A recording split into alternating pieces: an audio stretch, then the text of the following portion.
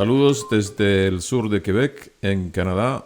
Les habla Omar Ruiz Díaz de Omar Global Radio. Estamos en compañía de Gillo Riveros, quien desde Paraguay nos brindó su tiempo y espacio para esta entrevista acerca de la publicación de su nuevo libro Elogiado pero clausurado. El autor es un ex alumno del clausurado Colegio San Luis de San Ignacio Guazú. No es genuinamente ignaciano, pero gran parte de su juventud la vivió intensamente en esta ciudad que la lleva en su profundo sentimiento. Nació en Huasucuá, departamento de Ñembucú, fue notado en el juzgado de Caapucú, departamento de Paraguarí, y fue criado en San Ignacio, departamento de Misiones, por lo que se considera un privilegiado, pues cree que todo el sur de Paraguay es su valle. Estudió periodismo en el CPU y locución en COSAL de Buenos Aires. Usufructuó una beca de posgrado en la Universidad de Navarra en Pamplona, España. Fue uno de los primeros reporteros radiales y luego conductor de programas. Abrazó el periodismo en radios Primero de Marzo, Ñandutí y Cáritas, y en diarios Hoy y El Día, El Semanario y Ñandé. Durante la época más difícil de la comunicación, Gillo Riveros publicó en 1987 su primer libro, Clínicas, Salario, Represión, editado por el Comité de Iglesias.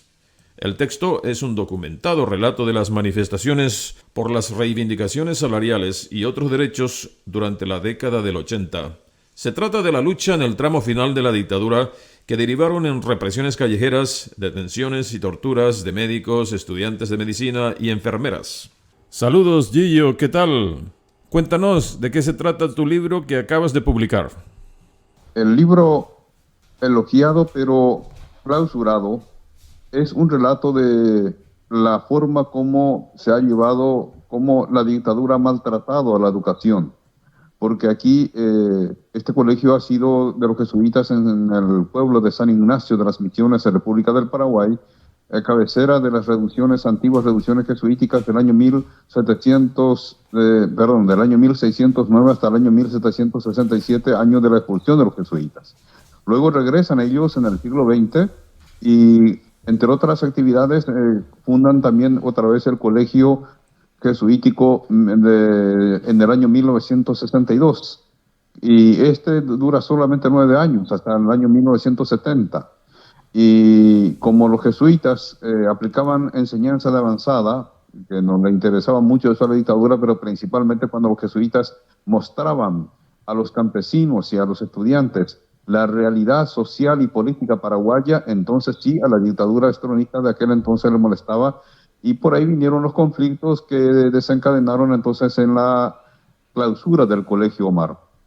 Y entonces, pues eso es un relato de tu experiencia personal y al mismo tiempo una recolección de testimonios históricos, de facetas, ¿no es cierto?, de la presencia de los jesuitas en la región, como en Santa Rosa, San Juan, San Ignacio, todo el departamento de Misiones, digamos que la presencia de los jesuitas era relevante, ¿no?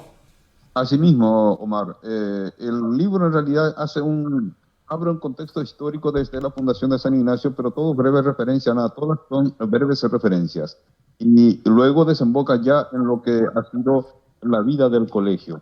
El colegio ha sido un colegio descrito como el mejor de la comarca y de todos los tiempos, porque nosotros teníamos la suerte de que ahí iban, por ejemplo, jesuitas que habían terminado la carrera, el seminario, y después tenían cierta indecisión en materia de la vocación sacerdotal. Entonces ellos los mandaban desde España, desde el Brasil, los mandaban al Paraguay, a San Ignacio, a un pueblo lejano, de modo tal a que reflexione y de esa manera entonces no se encuentre otra vez con sus antiguos amigos de infancia, de la juventud, etcétera, y puedan ordenarse como sacerdote. Y ese tipo de profesores nosotros teníamos de nivel universitario en un colegio secundario en un pueblo.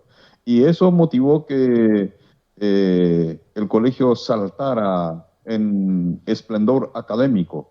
Por ejemplo, nosotros teníamos alguna presentación en público exámenes con el director, el padre Luis Parola, quien ha sido el fundador del colegio, y se dividía el grupo, el curso se dividía en Roma y Cartago.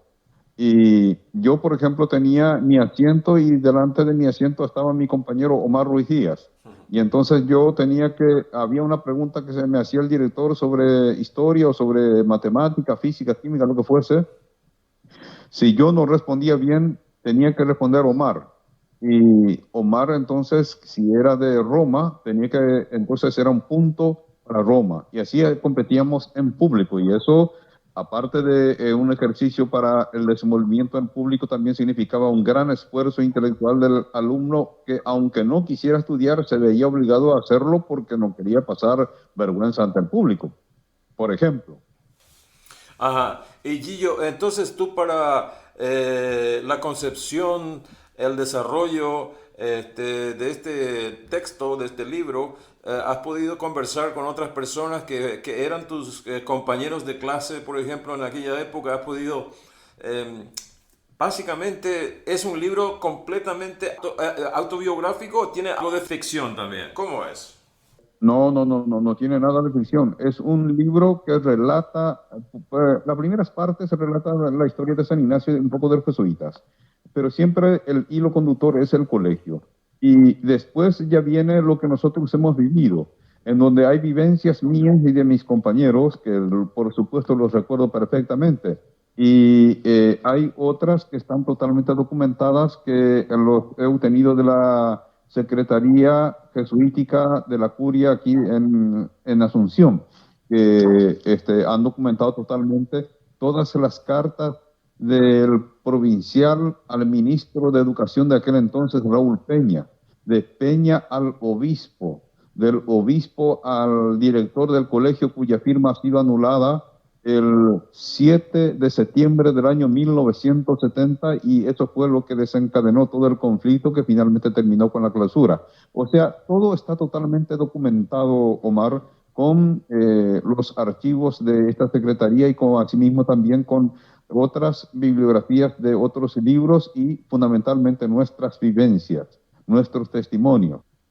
Guillo, tú como escritor, como intelectual, ¿cómo fue tu rutina en ese proceso creativo, ¿no es cierto? Te levantabas por la mañana y ocupabas, qué sé yo, 1 hora, 30 minutos, 2 horas para escribir de una forma así, como una rutina, y que seguías eso, porque en este tiempo, en este siglo XXI, donde hay tanta dispersión, distracción, de todos los sentidos, no es tan fácil poder aunar, vamos a decir, ese tiempo-espacio de calidad, ¿no es cierto?, para que uno se concentre en un trabajo específico. ¿Cómo fue eso? Bueno, Omar, yo pude hacer este libro debido a que ya estoy jubilado. Si no, sencillamente hubiera sido imposible. Y a medida que iba escribiendo y encontraba testimonios y documentos, etcétera, y muchos de estos protagonistas ya han fallecido, me lamentaba por qué no habré escrito hace 30 o 40 años atrás, porque esto ya sucedió hace 50 años, hace medio siglo. Ahora, cuando tú estabas escribiendo, ¿te ha llegado a emocionar esos recuerdos de tu pasantía por esa institución educativa, todo ese tiempo? Y además, seguramente te trajo algunas congojas emocionales, vamos a decir, porque estábamos en la dictadura. Asimismo, Omar, por ejemplo, hay algunos pasajes que hemos vivido así dolorosamente.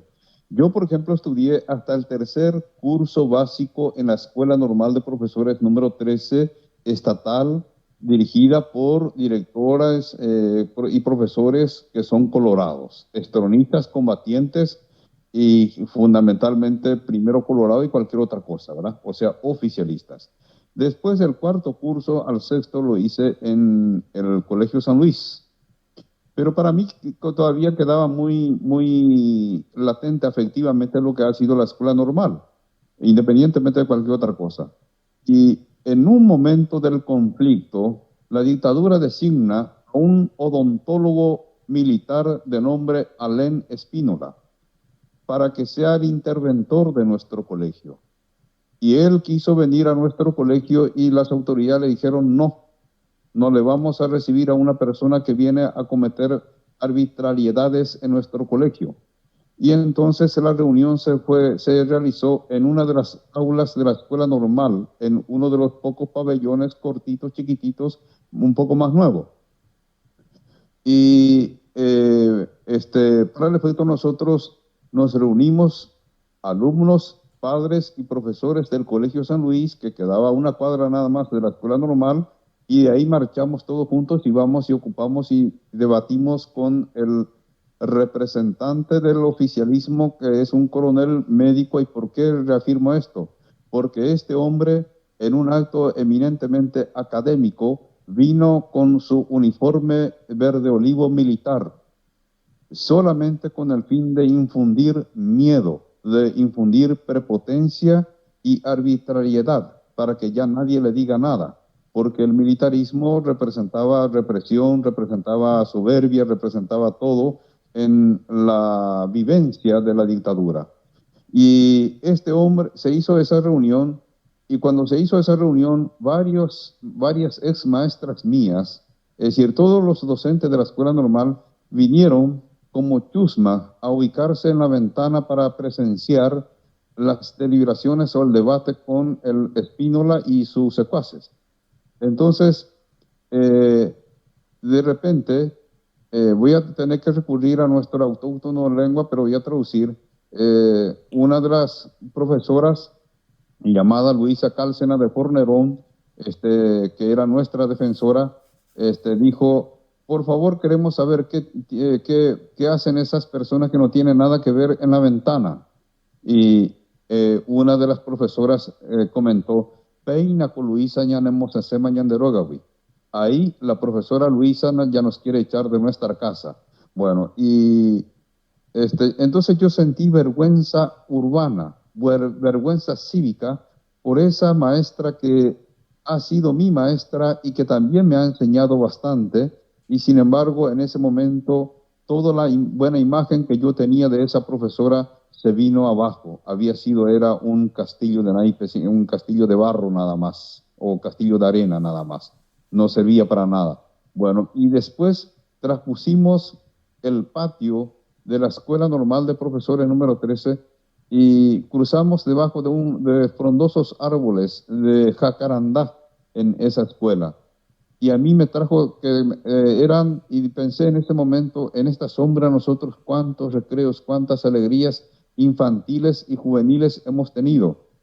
Y sin embargo ahora me toca penosamente por esta situación de pasar por aquí en medio del dolor cívico, con el aplastamiento que significaba para nosotros la pesada carga de la dictadura. Y decía entonces, en ese momento cuando estaba escribiendo y reproduciendo esa parte de mi libro, dije: no sé exactamente si alguna vez me tocara volver otra vez a cursar ese mismo patio de la escuela, de la que fue escuela normal, ahora ya es otra institución, si no se me volvería otra vez a aquel momento tan crudo en que tuvimos que tragar el trago amargo del sapo de la dictadura con esa prepotencia. Esa imagen, por ejemplo, y después hay varias otras vivencias que hemos tenido. Se nos han quemado nuestra cantina, han habido gente, por ejemplo, que venían a camandulear y le decían a mi madre: mira que tu hijo va a ser detenido, que esto, lo otro.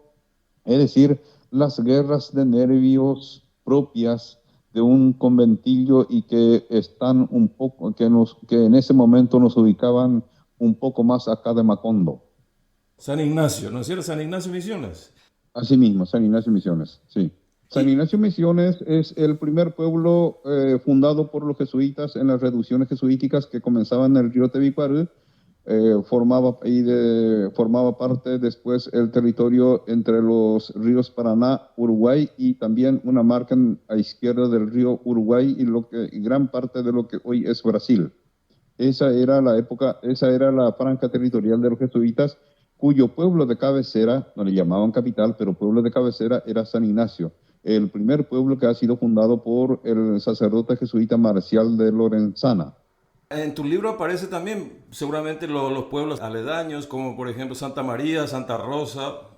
Sí, son mencionados fundamentalmente en los años de fundación, etcétera, pero no entro mucho yo en los detalles de las reducciones, primero porque ya se ha escrito bastante sobre eso, nunca suficiente, ¿verdad? Pero se ha escrito ya bastante.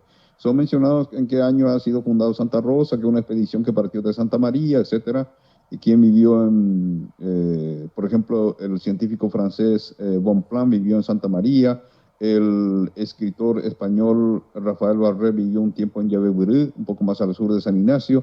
Son algunas de las figuras representativas también que han vivido en la proximidad de San Ignacio, han pasado por ahí y que también se plasma en el libro. Pero esos son detalles anecdóticos nada más que hacen a lo que ha sido el pasado de San Ignacio. Lo que está pasando en Cuba con una chica que es una influencer, se llama Dina Stars, y le hicieron reportajes, le detuvieron por un día, después de 24 horas, luego le liberaron y ahora está con cargos y tiene, vamos a decir, prisión domiciliaria.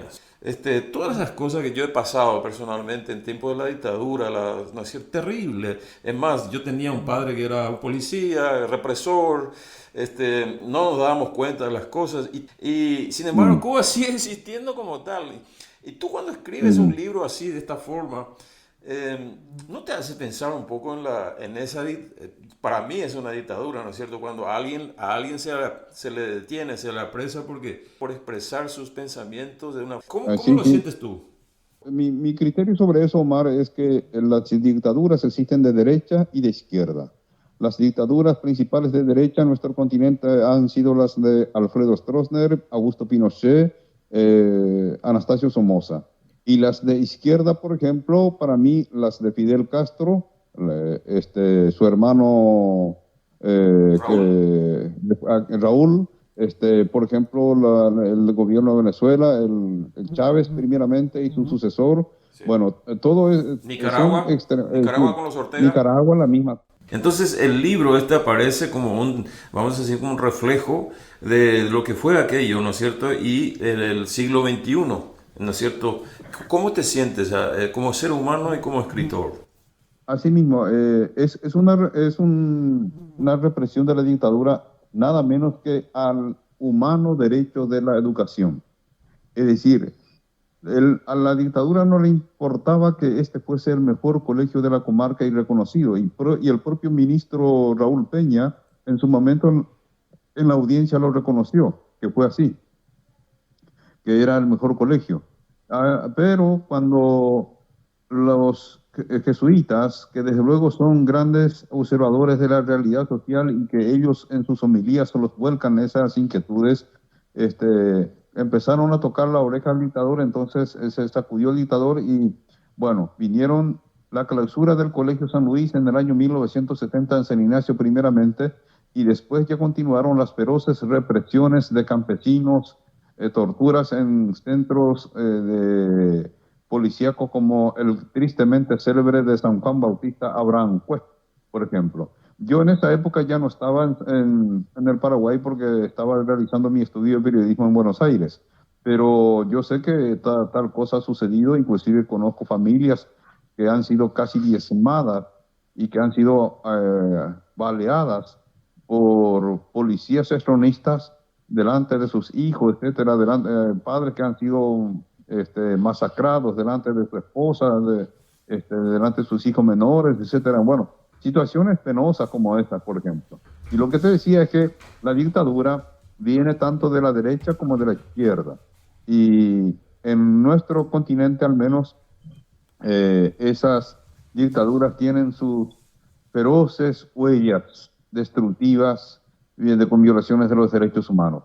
Dictaduras de derecha, a mi juicio, Alfredo Stroessner en Paraguay, Pinochet en Chile, Nicaragua Somoza en Nicaragua, etcétera, y dictaduras de izquierda, Fidel y Raúl Castro, Chávez en Venezuela y su sucesor. Bueno, toda esta gente son dictaduras tanto de uno como de otra tendencia y son como tales absolutamente transgresores de todo tipo de normas, desde no solamente de los derechos elementales del hombre, sino inclusive hasta los derechos de educación, de desplazamiento, libertad de expresión, todo eso va ahí. San Ignacio, ¿cómo está?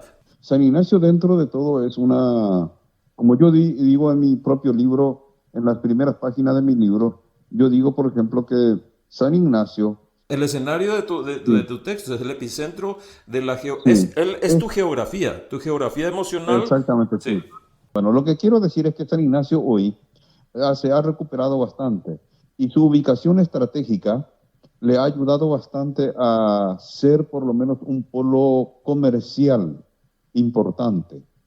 Si uno va por la ruta 1, va a encontrar que San Ignacio es uno de los pocos que ha progresado un poco más, por lo menos desarrollo económico tiene.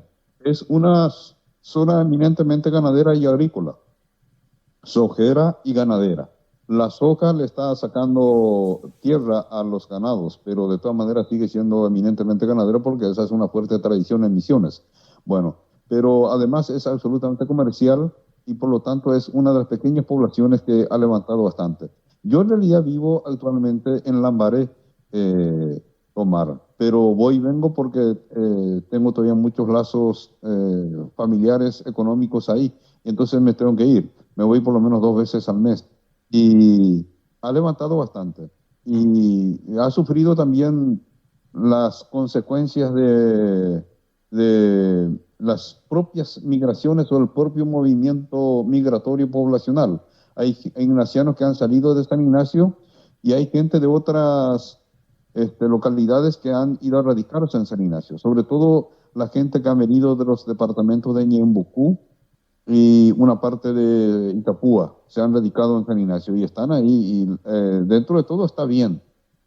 Ahora, políticamente forma parte de lo que es el contexto político paraguayo. Absoluta corrupción, absoluta impunidad. La impunidad es la cómplice de la corrupción y eso que abarca no solamente, que ha sido durante décadas patrimonio exclusivo de los colorados, o sea, de los oficialistas, ahora ya se ha extendido a los partidos de oposición también. El resumen. El libro que yo he escrito es sencillamente una necesidad era algo que en algún momento tenía que producir y gracias al WhatsApp se formó el grupo de exalumnos del Colegio San Luis. Por ahí me dijeron que hiciera algo, que escribiera y otro apoyó y otro también, etcétera. Y así hubo un famoso en nuestro castellano guaraní paraguayo, Ñemboliga. Y así fue que surgió todo esto y bueno, y ahora sí ya está en condiciones de ganar la calle. Y fundamentalmente esperemos que la persona que lea lo valore y lo aprecie fundamentalmente por su gran contenido de narraciones documentadas y no antojadizas ni novelescas. Yo soy hijo de campesino, de estanciero, de peón de estancia y como tal me manejo bastante bien en el campo y también en forma paralela hago el periodismo. Y yo me describo, por ejemplo, como un campesino en préstamo a la ciudad, sin que haya cumplido el retorno definitivo de ningún momento y que estoy atado en la ciudad.